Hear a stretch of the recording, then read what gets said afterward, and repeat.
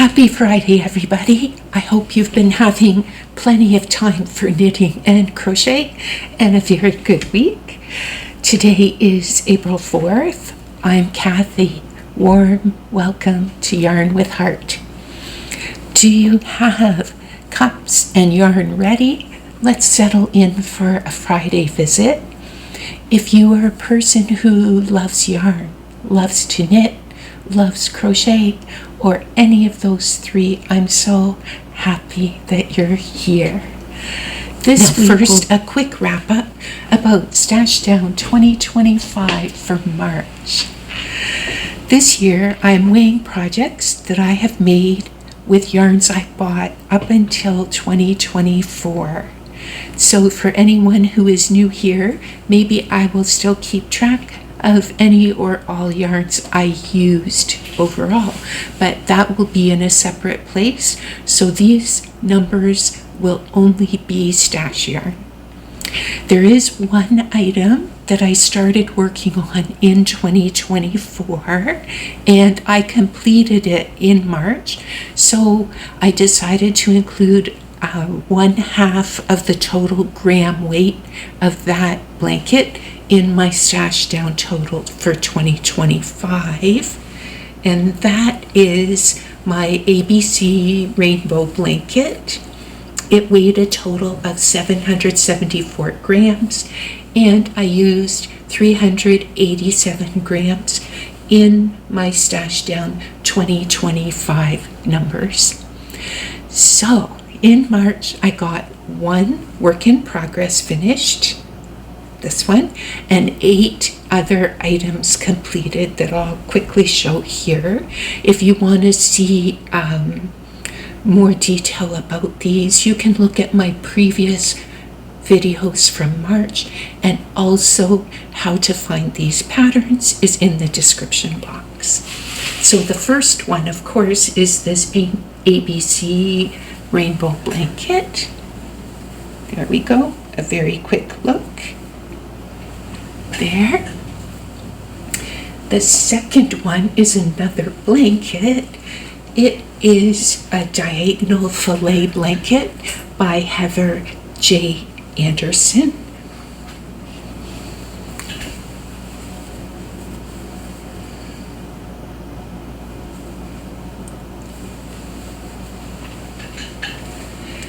And the next project to show is a hat and cowl set.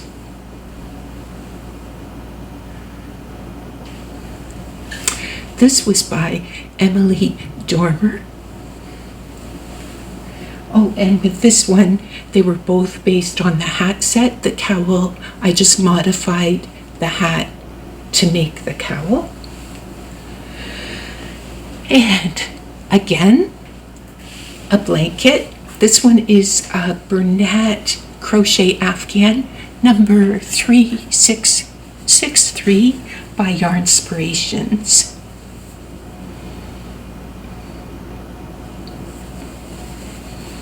There we go. And next up was a shawl, the Wander Freely shawl by Heidi May.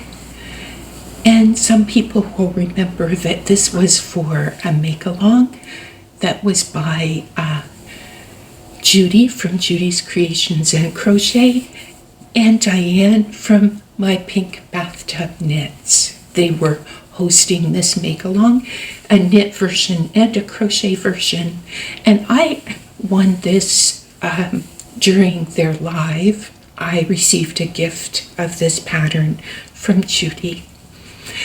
So there we go. That's the Wander Freely shawl by Heidi May. And then my other completed items during March were from A Year of Dishcloths. This is a make-along by Lara from Mad Mimi's Crochet and Farming. Now, there were 4 of them that I finished. Here we go. They were the Rose Granny,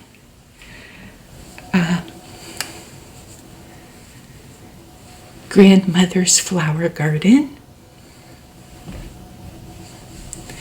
13 grannies in a square, and the lacy violets. So those were my completed projects. So for Stash Down 2025, my March totals adds on 1,848 grams, or that calculates to 65.2 ounces. And I thought it was fun. I calculated it is the equivalent of 18 and a half skeins used in March. And I was using 100-gram skeins. So Bridget is one of the hosts of Stash Down 2025. She has lots of ways that you can let her know your numbers each month. If you would like to join in, you can pop over to her channel to find out how. It's for everybody to join. So now on to a completed project. One of them, wait, I also completed one project that was not part of Stash Down 2025. That was because I used yarn that I bought this year. I don't have it right here with me. That project was the Cropped Granny Cardi by MJ's Off the Hook. For that one, I used an additional 768 grams. And that's not part of Stash Down numbers, so it's just an extra that I was working on for a little while. And so now part 2 about garment and motif tips. 3 additional tips were shared in last week's comments, and thank you so much to the people who took time to share these. The first of these is to try on your garments multiple times while making it to make sure you are getting a good fit. Another tip is to consider using a pattern with fewer color changes, or choose a yarn that has multiple colors in the skein so that there are fewer ends. And the third tip is to hang the finished garment on a padded coat hanger instead of straight on a plastic or a metal one. The viewer makes her own padded coat hangers by wrapping a layer of wadding and a couple of layers of cotton fabric, then securing the ends with some fabric glue. It was so kind of you to share these ideas, and thank you so much. Please know that all of these tips, the ones this week and the ones from last week, they might not all apply when you're making something, and there aren't any rules in knitting or crochet. If one or two of these ideas sound like a good thing to try, then go for it. And if they aren't what you want to try at the moment, then that is totally great too.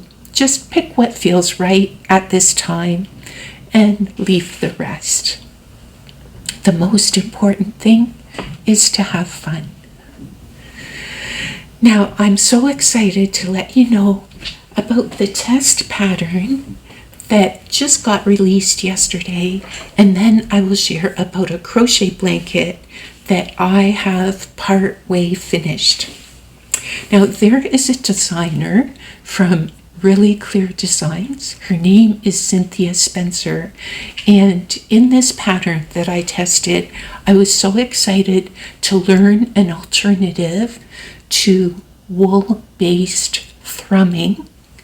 This pattern can be made with wool yarn if you would like, and for those who are new to the channel, I am not able to use wool fibers, and this pattern is called Fake Out Thrummed Leg Warmers, and no wool roving was required to make these. I was so excited because when I was working this pattern, I learned 2 new techniques, and now I can make similar to thrummed items. If any of you would like to make a matching set, Cynthia also has a matching pattern for mittens using the same technique. The yarns that I used for mine are Mary Maxim yarn in the color dark blue and Premier Toy Box in the color Rocking Horse. The pattern's very size inclusive and can be made to fit. For mine, I used a 4.5 millimeter needles, and because of the weather we've been having, I still have time to wear them before the real spring days start. So here is one of them here.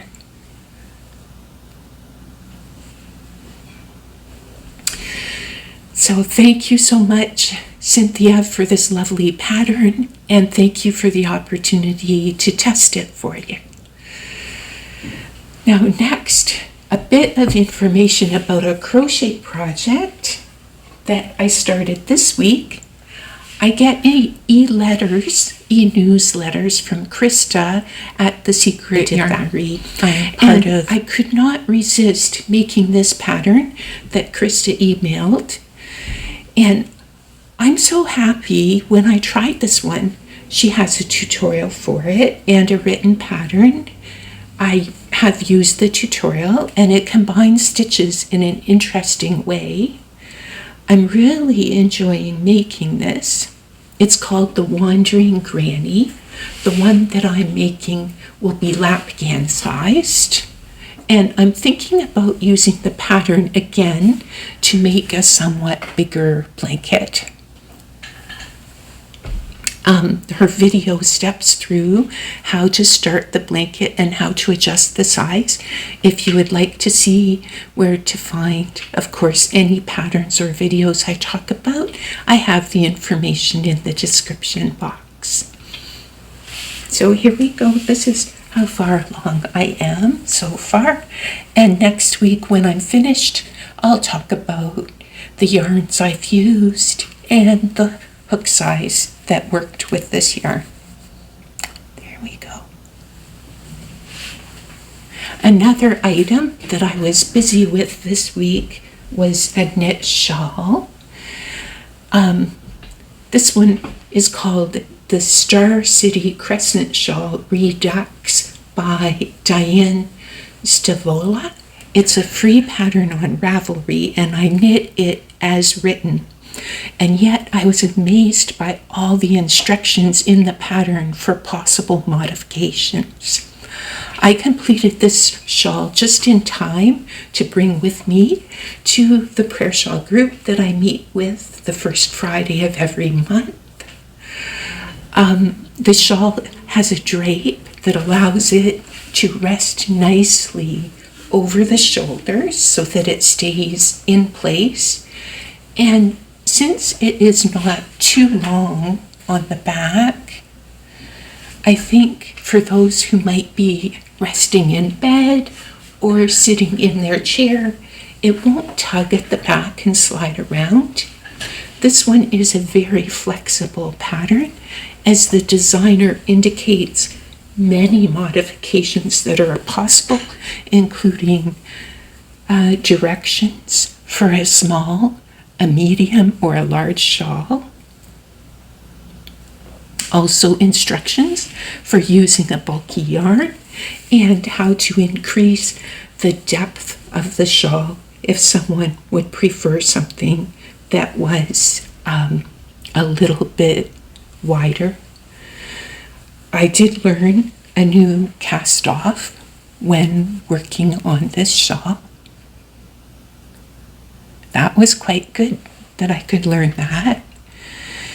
And also the stitch counts are given, so if somebody wants to substitute other stitches as you go along, that would be a very easy process to do.